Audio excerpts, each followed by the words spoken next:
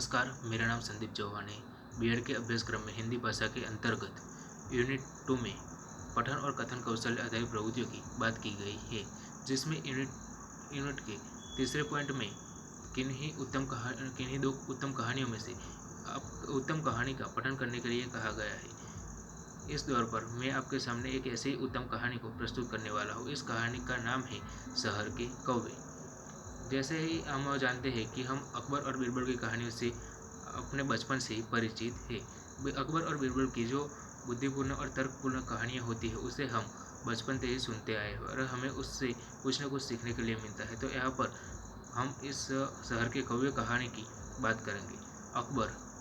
अकबर जिसे पहले पूछने का बहुत शौक था, वह अपने राज दरबार को पहले पूछकर उन्हें मुश्किल में डाल देते थे। एक दिन वह अपने राज दरबारी से प्रश्न करते हैं कि हमारे शहर में कौवे कितने हैं, और इस प्रश्न पर सारे राज दरबार में चिंता का माहौल छा जाता है। सभी के पसीने सूख जाते हैं और इसी के बीच राज दरबार में बीरबल प्रवेश करते हैं, जो अकबर के बहुत ही चतुर मंत्री थे। बीरबल वहाँ पर जो माहौल था वो देखते हैं और माहौल के आधार पर अकबर से कहते हैं कि इस पर मैं अपना विचार प्रस्तुत करना चाहूँगा। तो अकबर भी कहते हैं कि अकबर भी उसकी अनुमति देते हैं और उत्तर जानना चाहते हैं। तो बीरबल इसके आधार पर कहते हैं कि हमारे शहर में 70,878 कौवे हैं।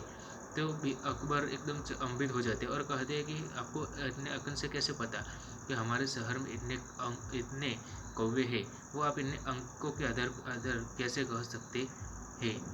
तो बीरबल कहता है कि आपको मेरी बात पर अगर यकीन नहीं हो तो आप अपने सैनिकों को भेजकर वहाँ से कौवों की गिनती करवा लीजिए, और कोई उसमें से कुछ कौवे कम हो तो ऐसा हम मान सकते हैं कि वह कौवे मेहमान गति के आधार पर दूसरे शहर में गए होंगे, और कुछ कौवे ज़्यादा हो तो हम ऐसा अंदाज भी लगा सकते हैं कि कुछ कौवे यहाँ पर हमारे शहर में मेहमान के रूप में आए होंगे।